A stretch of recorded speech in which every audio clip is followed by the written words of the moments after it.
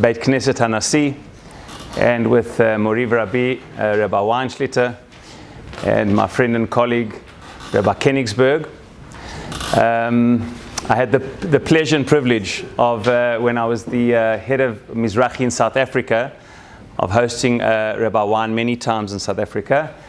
And we traveled to a number of cities together, Johannesburg, Cape Town, PE, to screen many of the different videos, educational series that he had put out.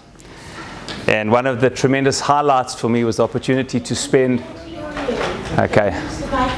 Is there a microphone? Yes.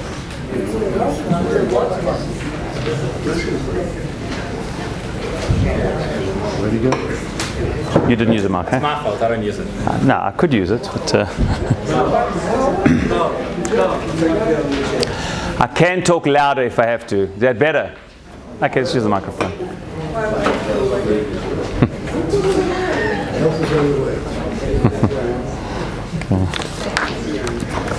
It'll work. Let's see.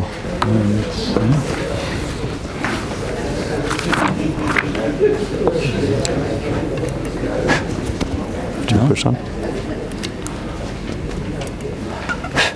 Should be this way. Hello? Not yet. If not, I'll just speak louder if I have to. Is it working? No.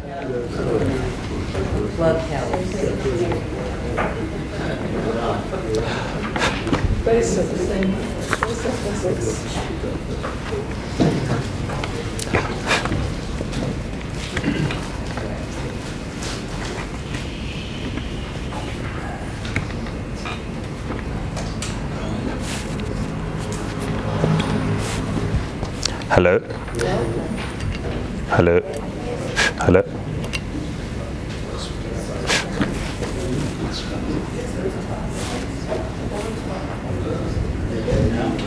Hello? Hello? Hello? There's a button on the machine. There's a button on there. Yeah, no, it's on. It's on. That's off. That's supposed to be on. Okay, I'll manage without it. I'll talk loudly. Could you hear Rabbi Koenigsberg when he spoke? Yes. You could, but I'm saying it, the lady at the back. Yes. Could you hear Rabbi Koenigsberg when he spoke? Yes.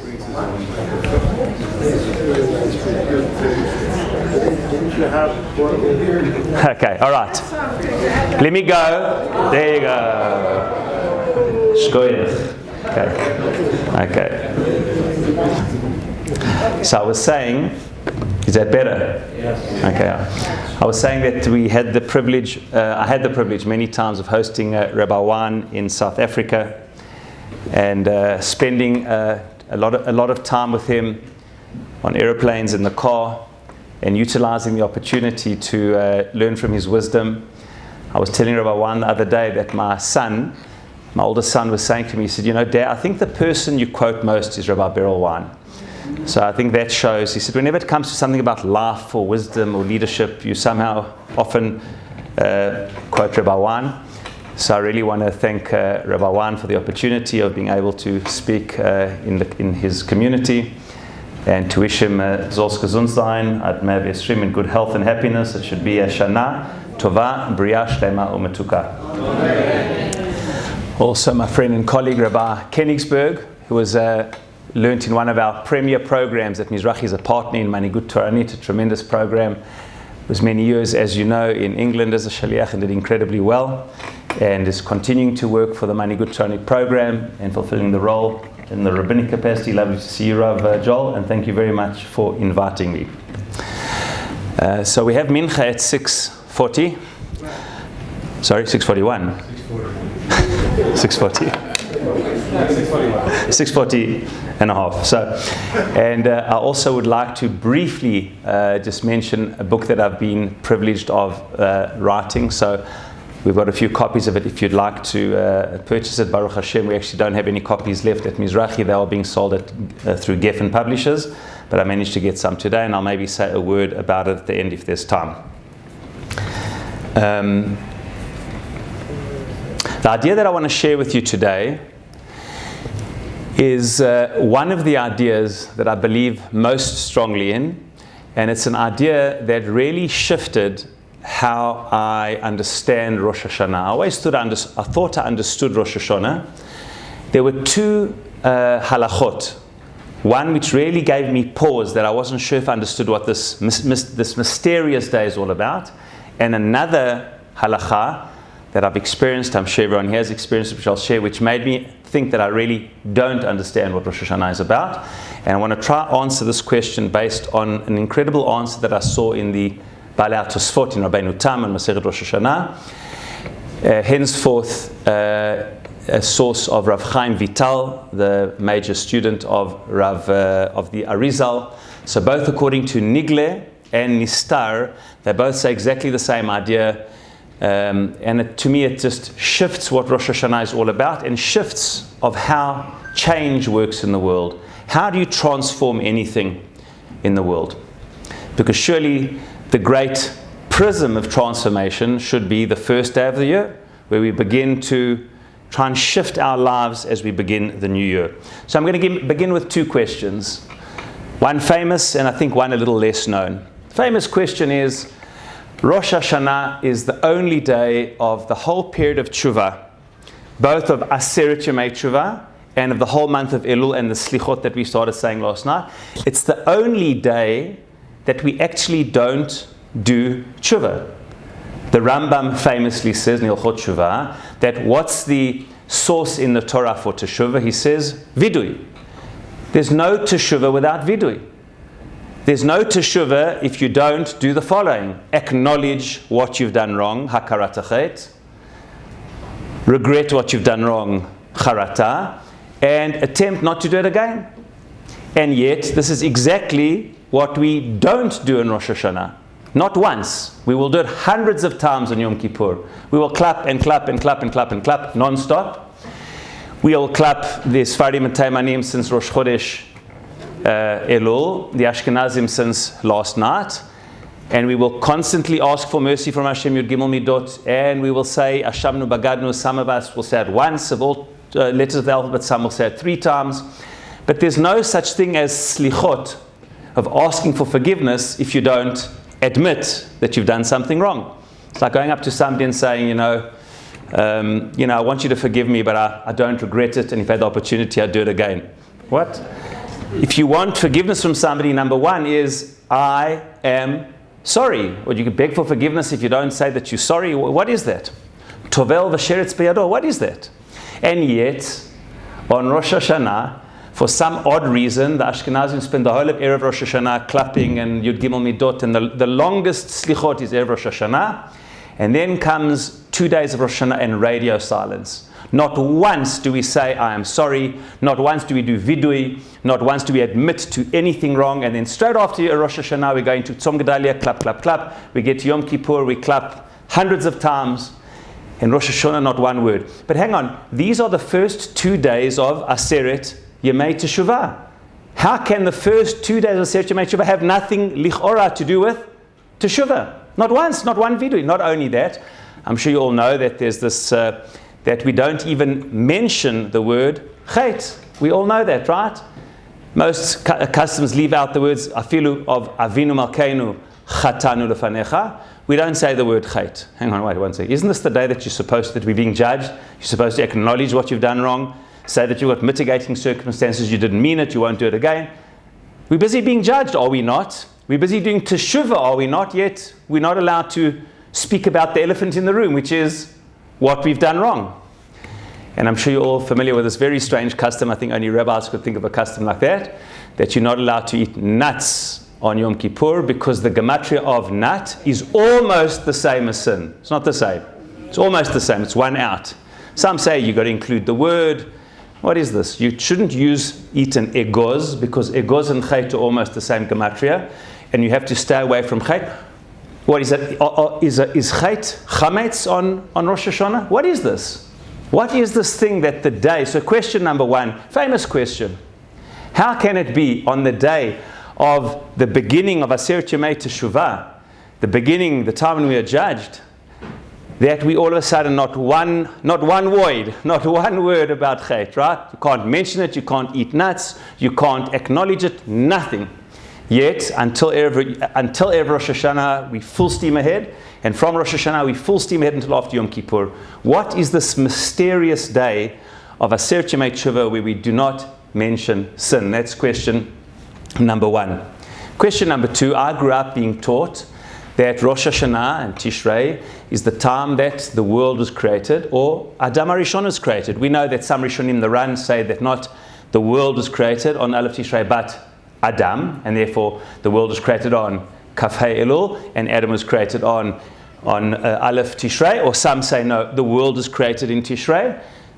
But everyone agrees, lichora, that, Hayom Harat Olam, or as we say in source number 2, this is part of the davening of the Musaf, according to all minhagim. Source 2, Mireshit kazot hodata umilefanim ota gilita ze hayom tchilat maasecha zikaron leyom harishon. We say ze hayom tchilat maasecha. That's what we say in the tefillah of Musaf. This is the day that you began creation. This is it. And yet, it's not so simple. Not only is it not so simple, I'm going to prove to you unequivocally that this is not the day the world was created. Unequivocally. In a way that I don't even think Rabbi Wan can argue with it. Unequivocal. So firstly, let's start off with the debate. Firstly, like every good Jewish thing, rabbinic thing, there's a debate. God forbid all the rabbis should agree that the world was created in Tishrei. Firstly, this debate, source number 1, a very famous debate. If one goes to Masechet Rosh Hashanah, there's almost a daf and a half, 2 dapim of this whole long debate of everybody bringing psukim when Taka was the world created. It's only according to Rabbi Eliezer that the world was created in Tishrei. Look what I've underlined in source number 1. Rabbi Eliezer Omer, B'Tishrei Nivra Ha'olam. And I don't have time, because we want to finish on time, to go into all the other things that happened. Rabbi Eliezer's shita is anything important to the Jewish people that you can attribute to the month of Tishrei took place then. The world was created then, the Avot were born then, they passed away. And when's the future redemption going to be? Of course in Tishrei. He has to admit, Rabbi Eliezer, that the original redemption took place in Nisan. It's in the Torah, right? You can't argue with that. But other than things that you can't argue with, everything took place in Tishrei. The only problem is that there's a rabbi who disagrees with almost everything he says, and that is Rabbi Yoshua. If you look, it's also in source number 1, what I've underlined. Rabbi Yoshua Omer, B'Nisan Nivra Olam. And he goes on, everything big to the Jewish people that you can attribute to Nisan took place in Nisan. B'Nisan Noldu Avot, B'Nisan Meitu Avot, and in Nisan in the future, Atidim Lihigael. It's quite interesting that without doubt, the 2 months that are the most important in the Jewish year, without doubt, are Nisan and Tishrei. 6 months apart, everything is built around them. 4 Chagim in Tishrei, of course, Yom Teruah, Rosh Hashanah, Yom Kippur, Sukkot, Shmini Atzeret of the biblical Chagim, and the other 2 are both related to Nisan, Chodesh Nisan, Pesach, and Shiva Shavuot of the Omer, beginning in Nisan up to the Mincha Chadasha. Everything's built around those 2 months, and another time we could talk about that. So number 1, we believe that the world was created in Tishrei. Well, first it's a machloket, Rabbi Yoshua and Rabbi Eliezer. Okay, that's not so, that's okay, we're used to rabbinic machloket. Surely we rule like Rabbi Eliezer. The only problem is if you look at Hilchot Psak, almost, not 100%, 95% of the time we rule like Rabbi Yoshua. Machloket, Rabbi Eliezer, Rabbi Yoshua, halacha, Rabbi Yoshua, other than very specific machlokot. A little bit like Machloket of Beit Hillel and Beit Shammai, the halacha is like Beit Hillel, other than 6 instances. The Gemara says other than, I can't remember exactly, maybe it's 4 instances, either in all of Shas or in Seder Kochim. I can't remember exactly what it says. I think it's Gemara in Sotah or Nazir, which says that other than a number of very specific occurrences, we always paskin like Rabbi Yehoshua. So according to the Klalei Psika, we should paskin like Rabbi Yehoshua that the world is created in Nisan. But that's not the convincing part. That I'm just warming up. Here is the unequivocal slam dunk proof that the world was created in Nisan. You ready for it? It's unequivocal. Every 28 years, there's a mitzvah we do, a bracha that we make every 28 years. What's that bracha called? Birkat HaChama, right? I remember doing it last time, 15, 18 years ago. I remember I was in Cape Town, and we were just before. Okay, so the question is, so you make this every 28 years, And that's, of course, it's in source number 3, Haroeh Chama B'tkufata. You see the sun in the place that it was at the time of creation. V'hu mikavchet lekavchet shana, every 28 years. And when does the Tkufa begin? On Leil Daled. Why the fourth day, the fourth night? Because the sun, moon, and the stars were created on the fourth day. And therefore, on the fourth day of creation, when the sun, the moon, and stars are in the same place that they were in the time of creation, we make the bracha, Baruch atah Hashem Elokeinu melech haolam, oseh maaseh bereshit. So here we have a very unequivocal test case. Do we make this bracha on Daled Nisan, or do we make it on Daled Tishrei? What's the answer? Daled Nisan. No one makes it Daled Tishrei. It doesn't matter who you are, all the minhagim. This is an unequivocal proof. When push comes to shove, that you actually have to make the bracha when the world is really created. Very nice, the idea of Yom Iyun, but Tachlis, the world was created not in Tishrei but in Nisan. Unequivocal, slam dunk proof. And it makes sense. Why does it make sense? Because we normally paskin like Rabbi Yoshua, and here we taka paskin like Rabbi Yoshua. What are we going to do with this? So what is Rosh Hashanah about? Okay, it's about blowing the shofar, Yom Tra. But what's this thing about Hayom Arat Olam, Hayom Tchilat Ma'asecha? Seems to be not true. And what's this thing about this being the beginning of Aseret Yemei Teshuvah when we don't do Teshuvah? That it's about trying to change and ask for forgiveness when we don't do any of that? What is this day all about? And here we have a one line of Tosfot which opens a lid in this mystery. And that's what we're going to. In source number 4, you just see that the Mishnah Berurah, when he talks about the bracha Birkat Chama, he says, Hatkufa hainu tkufat Nisan. Meaning that's when we do it. Halacha, as we know, is tkufat Nisan. So here's the Tosfot. Hold on to your chairs.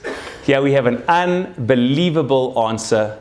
Short and to the point, but boy oh boy, is this answer full of depth.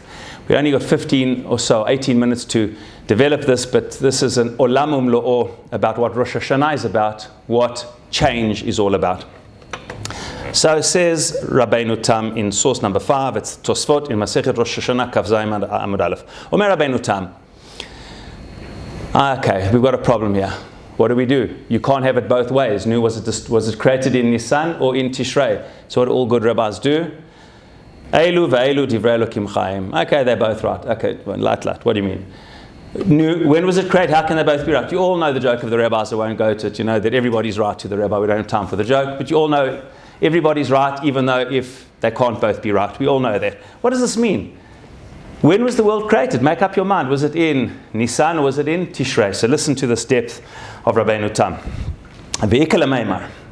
We should say, De betishrei ala b'machshava libarot, v'lo nivrad Nisan. Tachlis, the world was created in Nisan. So what happened in Tishrei? The world was created conceptually. The world came into being in machshava, b'olam ha'machshava, so to speak, kevayachol, in God's mind, which He doesn't have, but kivayachol, the concept, the burst of energy that there should be a world, came into being in Rosh Hashanah. This is a game changer. The world was created in Rosh Hashanah, but it was created in potential, created in thought. And the truth is, and here's the essence, everything in the world is created in thought. Everything is created twice. And in fact, we say it every single Shabbat when we sing L'chadodi. Sof ma'aseh b'machshava tchila. Zeh hayom tchilat ma'asecha. It is the beginning, but what's the tchila of all ma'asim? Sof ma'aseh. You want to see what the beginning of the ma'aseh. Sof ma'aseh is action. What's the tchilat ma'aseh? In machshava. Nothing just happens. Nothing's happenstance. If you see somebody doing something, there must kavanah behind it. There's melechet machshevet behind it. Sof maaseh b'machshava. Everything is created twice. Nobody does anything lichora without thinking. I mean, sometimes we do. But if you want to create something, you've got to think. The first thing you do is, what do you want to create? What are you trying to do? Would any architect or engineer start building a building without mind mapping the whole thing, drawing a picture of exactly what it's going to look like, doing a study of exactly the mental picture of what this is going to look like before you put one drill into the ground? Everything is created twice.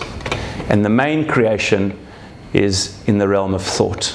Because if you want to see Sof Maaseh, what was the person thinking? We're always trying courts of law. Everyone's giving adim of what their actions, and we're trying to think, what was the person's intention? It all depends. What were they intending to do? Yes, people are giving eidut on the actions, but the judge is thinking, but what were they thinking?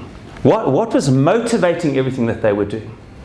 And therefore, Rosh Hashanah is the day the world was created, so to speak, spiritually in thought, in potential. It's a day of machshava. That's what this day is all about. And hence, Taka was created in Nisan. But we don't celebrate that as a Yom Bria. We celebrate Rosh Hashanah because that is the day which truly impacts what will be before. That's why the Sfat Emet says it's called Rosh Hashanah and not what should be, if we wanted to say this was the beginning of the year using Tanakhic Hebrew, what year? Sorry? Reshit Hashanah, nachon. What's the first word in the Torah? Reshit. Difficult word to explain, but Bagadol it said in the beginning. So if it was the beginning of the year, it would be Reshit Hashanah. And you know what? That's what it should be. Because the Gemara in Masechet Rosh Hashanah learns the very principle of judgment in the beginning of the year from the word Reshit. We say, what's the difference between the land of Israel, the land of Canaan, the land of Israel, and the land of Mitzrayim? Mitzrayim is fed from the Nile. But it's we read it a couple of parashas ago, I think Parashat Ekev, right?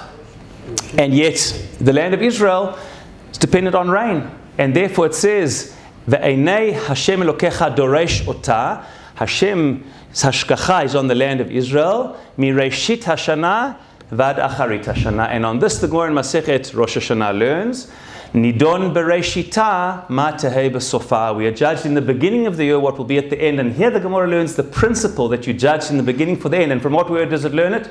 Reshit. So, why did the rabbis not call it Reshit Hashanah?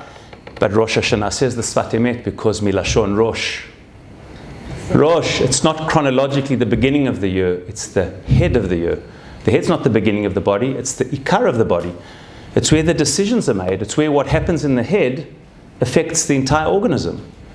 The neshama sits in the head. Everything sits in the head. What happens here is going to impact on everything that happens. And therefore, it's Rosh Hashanah, not Reshit Hashanah, because Reshit implies also Rosh, but it implies beginning. It's not the beginning of the year only. It is the head of the year. It's a time of thought. Now, I want to share with you so why no chait? Well, we're not allowed to think about sin. Why can't we think about it? Meaning, I've answered the second question, I think, that how can the world be created in Tishrei? It was created in Nisan. Answer, it was created in thought in Tishrei and in action in Nisan. But how do we explain this thing that we don't mention chait? And I want to share with you what I think the answer is based on a book that I read. It came out in my first year in yeshiva. This book came out. I read it. I absolutely loved it. I'm sure you've all heard of it. It's not a Torah book, even though it's filled with wisdom. It's called The 7 Habits of Highly Effective People. I'm sure you've heard of it. Brilliant, brilliant book. Tens of millions of copies sold to Professor Stephen Covey, translated into tens and tens of languages. And I read this book, and I quote it almost as much as I quote Rabbi Wan. But this book is amazing. And one principle, Covey brings a brilliant example of the difference between a leader and a manager. It's spoken about a lot in management. What's the difference between leadership and management? So listen to this brilliant example. And I think it helps us to see exactly what Rosh Hashanah is about. Says Covey, I want to know the difference between a leader and a manager. I'll give you an example. He says a lumberjack, person who wants to go and cut down trees. Okay, so here we've got a massive company of lumberjacks who cut down thousands of trees a day, and they make wood and paper. That's the business. What is the manager doing? The manager is bashetach, he's out there in the forest with the 1,000 lumberjacks who are all cutting, with his pakach bitachon who's making sure, security supervisor, that everything's been cut in the right direction, that no tree's going to fall on somebody and endangering anyone. And then he's got his or her CFO making sure that all the finances, everything works out and everything's been accounted for financially. And then the operations officer, that everything is following what the Menahel wants. And then there's the trucks waiting, the head of transport, that as they fall, people are carrying them to the trucks, taking them to the factories. Unbelievable operation. The manager is managing this operation from beginning to end. What's the leader doing? The leader is on a nearby hill thinking, are we cutting in the right forest? Maybe we're in the wrong place. Maybe that isn't where we can get maximum output for input. The leader, as the expression goes, is not getting lost and not seeing the wood from the trees. The problem is that leadership, in one of the times I hosted Rabbi Wan, every time the Rabbi Wan would come to South Africa, I'd ask him, what should the main job of a rabbi be? And every time he gave me a different answer. So I learned lots of different things. The one time he said vision. If you want to be a leader, you have to have vision. One other time he said, look after yourself. That's what you've got to do. Look after yourself, Doron, look after yourself. And another time he said to me, only 3 things you've got to know. Fundraising, fundraising, fundraising. Because everything you're able to do in your life, if you can't, then you just do what you're capable of doing. If you're able to raise funds and find partners, then you can do Destiny series and all things. So every time I got a different answer, but once it was vision. At least you've got to have vision. If on Rosh Hashana you're spending your days on the Chata'im, what are you doing? You are getting lost in the trees. You're managing your life. It's not a day for management. You've got the whole of Yom Kippur to manage every detail. You must be leading. What does a leader do? Take your head out the water. Where do you want to be in your life? What world do you want to live in? Let's go back to first principles. Do you live in your world or do you live in God's world? We reinforce from a state of consciousness. We do not live in our world, because if we live in our world, then we can do what we want. If we live in God's world, everything changes. That's a paradigm shift.